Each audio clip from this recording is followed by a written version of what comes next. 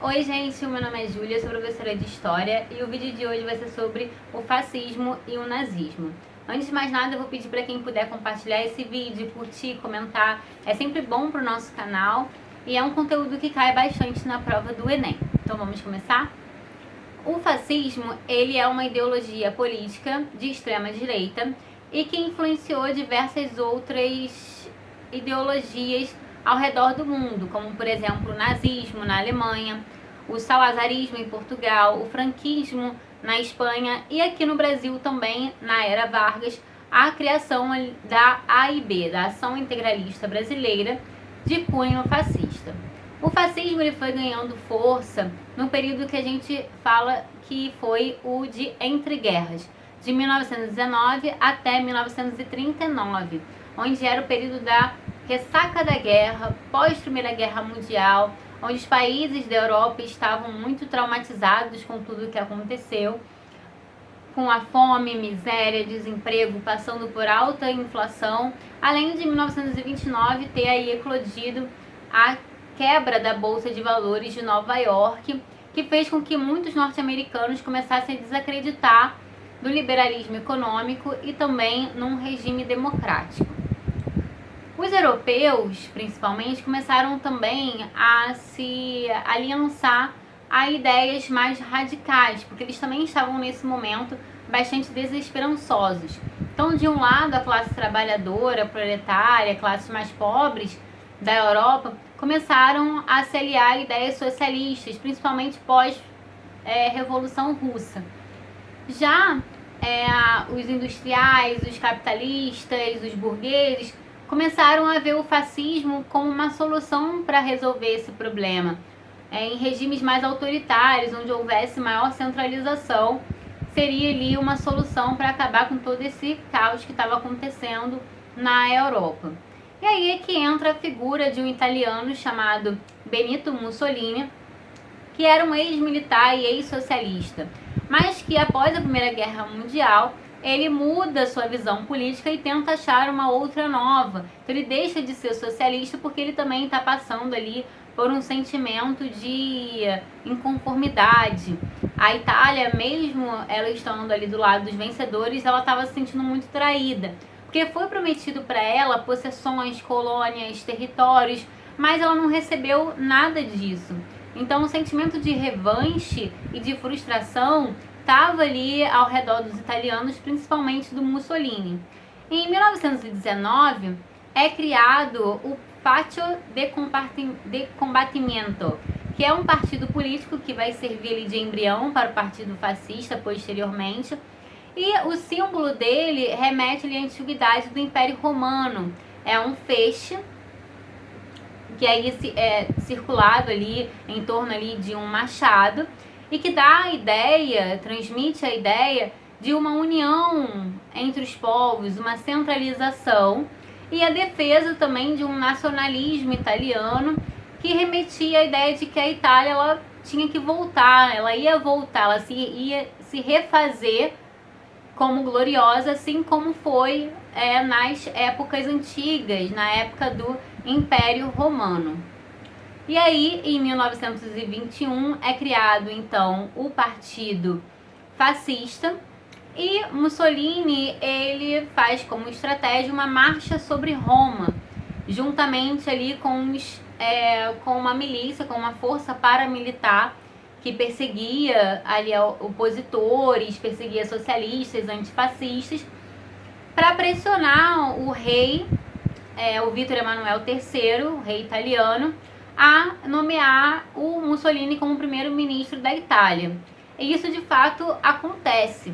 E aí Mussolini, ele em 1924 já, ele se autodeclara, oficialmente um ditador. Ele começa ali a impor as suas ideias fascistas dentro do poder do corpo político da Itália. Então ele adere ao unipartidarismo, ou seja, o único partido que seria permitido seria o Partido Fascista, os outros estariam ali proibidos.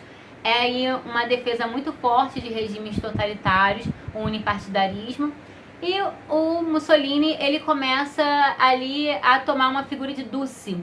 né, de se reconhecer como um líder que guiaria a Itália, a nação italiana, ao progresso e ao desenvolvimento econômico. Isso fez parte ali do seu plano, do seu projeto político.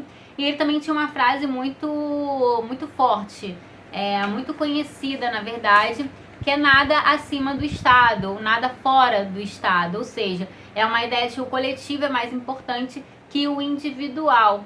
E nessa pegada, nessa ideia, ele vai trazendo também uma ideia de corporativismo. Ou seja, ele dá ali algumas garantias para a classe trabalhadora, para que essas pessoas que antes, né, estavam se aliando à ideia socialista, viessem para o fascismo.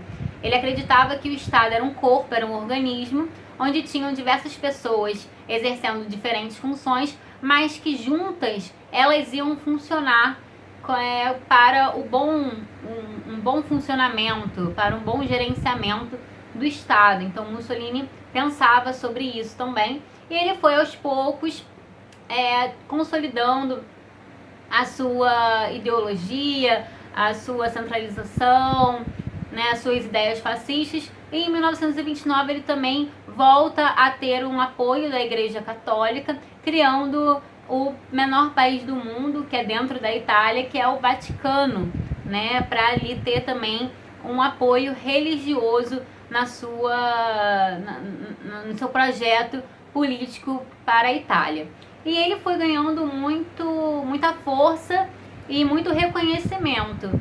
E o Hitler, lá da Alemanha, via o Mussolini como um ícone. O Hitler era fã do Mussolini, e ele era também um ex-militar, né? O Hitler ele participou da Primeira Guerra Mundial, ele era um veterano, e ele era muito inconformado com o Tratado de Versalhes, que foi o tratado que ordenou algumas sanções ali para a Alemanha, que humilhou a Alemanha pós-guerra, porque fez com que ela pagasse uma enorme indenização para os vencedores, perdesse colônias, possessões, não tivesse ali como armamento bélico. Então o Hitler e os alemães naquele momento estavam se sentindo muito humilhados com esse tratado. E Hitler viu então a chance dele tentar mudar essa realidade da Alemanha, e aí em 1919 ele se alia ao Partido Trabalhista dos Alemães, da Alemanha, e logo ele vira líder desse partido. Era um partido pequeno, e posteriormente ele funda o Partido Nacional Socialista dos Trabalhadores Alemães. Esse nome, Nacional Socialista, também foi uma estratégia utilizada pelo Hitler para atrair socialistas, para que quando chegasse ali no partido vissem, na verdade, que a ideologia era a nazista e que seria a melhor opção ali para eles. O Hitler, ele tentou em 1923, junto com alguns veteranos, com alguns colegas ali, ele tentou dar um golpe dentro de uma cervejaria em Munique, que ficou conhecida como Putsch de Munique. Só que esse golpe não funcionou. Ele queria o poder, ele queria um cargo ali político, mas não funcionou. Todo mundo foi preso, inclusive ele, e ele ficou 9 meses na prisão, que foi o período onde ele escreveu o famoso livro Mein Kampf, Minha Luta, onde nesse livro há a base ideológica do nazismo. O nazismo, diferentemente do fascismo e algumas coisas, ele vem trazendo uma ideia de antissemitismo, que é um ódio ao judeu. Hitler acreditava que os judeus eram responsáveis por todo o mal que ocorria na Alemanha, a alta inflação, a fome, a miséria, o desemprego, e culpava os judeus também da Alemanha ter perdido a Primeira Guerra Mundial, fazendo com que as pessoas acreditassem que os judeus tinham que ser exterminados por conta disso. Hitler também era contra minorias, contra deficientes intelectuais, com pessoas com deficiência física, com negros, mulheres, homossexuais. Ele era contra todas essas pessoas e pregava uma ideia de uma raça superior, de uma etnia superior, que era a raça ariana, germânica, e que essa raça superior é que comandaria o seu projeto expansionista pelas fronteiras ali de todo o continente, todo o mundo no geral, ele queria expandir, fazer um espaço vital, onde esse grupo germânico, essa etnia, é que guiaria todo mundo para esse expansionismo. Então Hitler, assim, odiava testemunhas de Jeová, como eu falei, pessoas com deficiência, homossexuais e principalmente judeus. E muitas dessas pessoas, além dos opositores, né, socialistas, comunistas, foram encaminhados para campos de concentração de trabalho forçado. Esses campos de concentração, além do trabalho forçado, eram insalubres, tinham câmeras de gás, pessoas eram mortas e torturadas todos os dias. É o que a gente conhece hoje como período do Holocausto. Então, Hitler ele começou ali a fazer esse movimento de formar esses campos de concentração para exterminar todas essas pessoas que eram contra a sua ideologia nazista, tá? Hitler, então, em 1933, ele também, inspirado no Mussolini, ele faz ali uma pressão, os alemães começam a fazer uma pressão para que o Hitler ele fosse o primeiro chanceler da Alemanha, né, o primeiro-ministro da Alemanha. Por quê? O que culminou? Até o momento, quando Hitler ele foi solto, em 1928, mais ou menos, o partido ali fascista, ele flopou nas eleições, né? Só 12 cadeiras dentro do parlamento, ele flopou. Só que em 1929 teve o quê? A crise da Bolsa de Valores de Nova York, nos Estados Unidos. E os Estados Unidos, ele era o país que estava ali numa missão de restauração desses países europeus. Ele estava investindo, financiando esse investimento, essa restauração. Só que com a crise, os norte-americanos ficaram sem dinheiro nenhum. Então eles começaram a cortar os investimentos e cobrar os empréstimos, né, que a Alemanha, por exemplo, estava devendo para os norte-americanos. Então Hitler viu nesse momento a chance dele se mostrar realmente como o salvador da pátria da Alemanha. Então em 1933 teve essa pressão dos alemães para que Hitler se tornasse o primeiro chanceler, né? E aí pressionaram o presidente da Alemanha, que ficava ali na República de Weimar.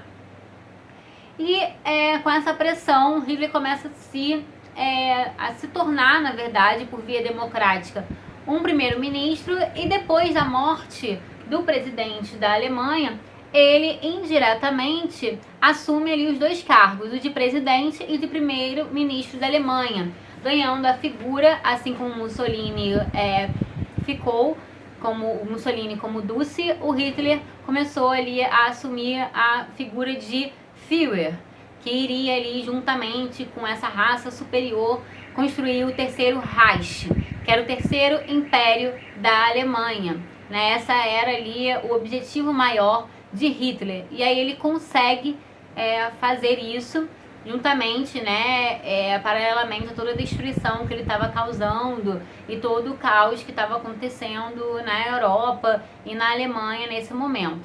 E aí ele vai se aliar também, ele vai aproveitar da Guerra Civil Espanhola em 1928 para começar a testar os seus armamentos, os armamentos nazistas. Por quê? Porque o Francisco Franco, que era ali o presidente da Espanha, ele era fascista, ele era aliado aos fascistas e nazistas. Então ele contou ali com o apoio do Mussolini e do Hitler para vencer essa guerra civil espanhola. E o Hitler começou ali a usar as regiões ali da Espanha como testes, regiões teste para os seus armamentos militares.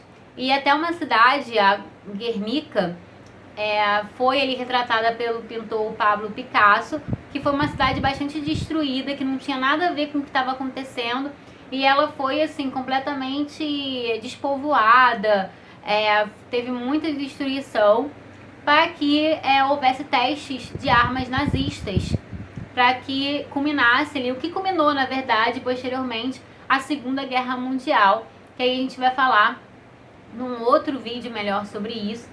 Mas é muito importante a gente saber que as ideologias fascistas e nazistas, elas compreendem características de centralização política, de violência contra a oposição, de censura, O Hitler utilizou também da propaganda nazista muito forte, de uma figura emblemática, positiva do partido nazista. Uma figura, na verdade, enganadora, né? Ele contava ali com um ministro de propaganda dele, Goebbels, que tinha uma frase muito famosa: uma mentira contada várias vezes se torna uma verdade. Ou seja, essas propagandas induziam as pessoas, manipulavam as pessoas para que elas acreditassem que a melhor solução era o nazismo, né? Então, isso fez parte muito desses governos ditatoriais. A questão do unipartidarismo, do nacionalismo exacerbado, a nação ali, a união de todos pela nação, maior do que o indivíduo, a perseguição, tudo isso foram características dessas duas ideologias políticas que tiveram muita violência ao longo aí dos anos, culminando na Segunda Guerra Mundial, que a gente deixa para um outro vídeo para falar sobre isso.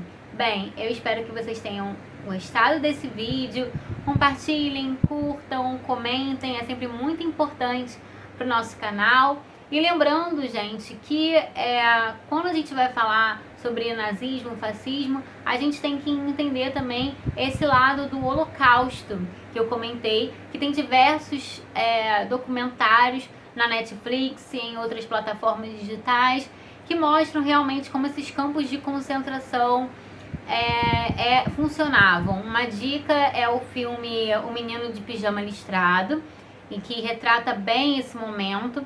E também no YouTube temos também vários vídeos de sobreviventes do Holocausto falando a sua experiência, como é que era ali nesse momento tão tenebroso da história da Europa e do mundo, tá? Então é muito importante também, é bom a gente ver esses vídeos pra gente não esquecer o que aconteceu nesse momento da história. Então, até a próxima. E curtam, compartilhem, comentem esse vídeo também, que é sempre muito bom.